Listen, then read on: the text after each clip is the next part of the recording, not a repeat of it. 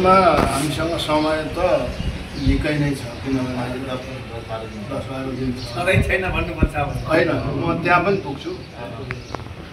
अब हामीले कसले के गर्नुपर्ने, कसको भूमिका के रहने हो, प्रचार प्रसार कता के उपसमिति गठन आदि इत्यादिको लागि समय छ भने र कुन दिन के कार्यक्रम, कति बजे, कस्तो प्रकारको कार्यक्रम गर्ने भन्ने कुरो अलरेडी तय भइसकेको छ। यो बैठकले त्यो तय गर्दैन, त्यसमा परिमार्जन पनि गर्दैन।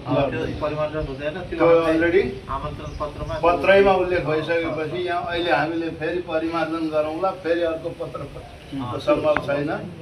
र कार्यक्रमलाई अति म्याक्सिमम उपस्थितिमा सफल गराउनका लागि चाहिँ महाराजजीसँग चाहिँ हाम्रो जुन जगतगुरुसँग उहाँले साँच्चै भनौँ भने एकचोटि फुकिदिनु भयो भने हामी 10 दिन कराएको र उहाँले एकपटक आह्वान गरेको त्यसैले दिन्छ। त्यस कारणले उहाँलाई अलिकति यसबारेमा अलिकति अनुरोध गरेर यहाँ आइदिन, उपस्थिति भइदिन, उहाँको पेजबाट, उहाँको फेसबुकबाट अथवा उहाँले भेट्यो भने मुखैबाट अथवा यहाँ हुनुहुन्छ यहाँ हाम्रो सचिवजी महाराजजीसँगको चाहिँ बाक्लो खालको कोअर्डिनेसनमा मात्रै यो काम सफल त हुन्छ भने जस्तो सफल पार्नलाई चाहिँ महाराजलाई यो यस विषयमा के भन्नु अनुरोध आफ्ना भक्तहरूलाई प्रचार प्रसार आइदिनका लागि एउटा उहाँले बोल्दैखेरि पुगिजान्छ कि। त्यस कारणले त्यो पाटो कार्यक्रममा उपस्थिति बढाउने पाटो हो। अब अर्को पाटो भनेको जस्तो अब 3 बजेदेखि जुन सुरु हुन्छ एउटा कार्यक्रम रातिको 3 बजे भनेपछि त्यहाँ त अरू जो उपस्थित हुनु चाहनेहरू पनि हुन्छन् नि होइन।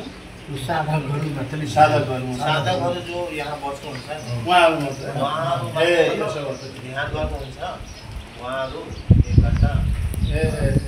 1 घन्टा मैले नबुझेको क्या बात ध्यानसँग अरूलाई पनि गराउनुहुन्छ भने चाहिँ अरू त यसो छ कि अब त्यो जेठ 2 गतेदेखिको कार्यक्रम, जेठ 2 गतेको कार्यक्रममा बिहान 6:30 बजेदेखि 10 बजेसम्म त्यो त हुन्छ।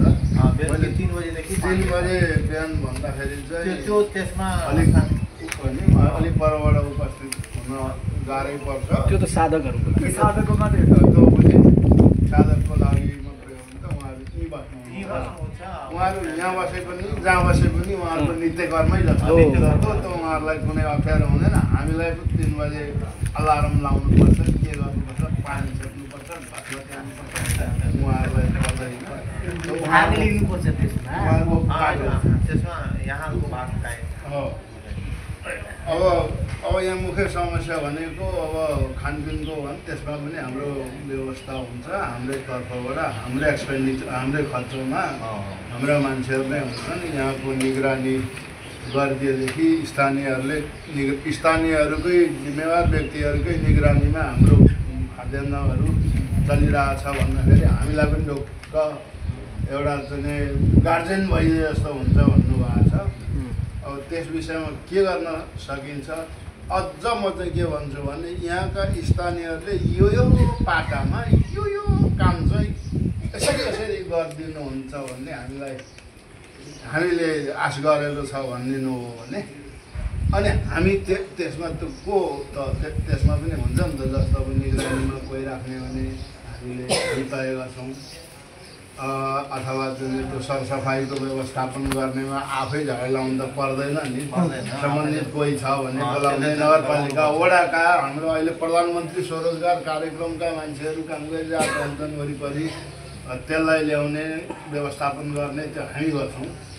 तर यति चाहिँ भन्दैदेखि सजिलो हुन्छ। यहाँको स्थानीयहरूबाट हामीले यो पक्षमा यो आशा गरेका छौँ, त्यति त उहाँहरूले पुरा गरिदिनु भयो भने हामी भगवान्ले हो कार्यक्रमको सफल बनाउने हामी आभारी हुन्थ्यौँ भने जस्तो एउटा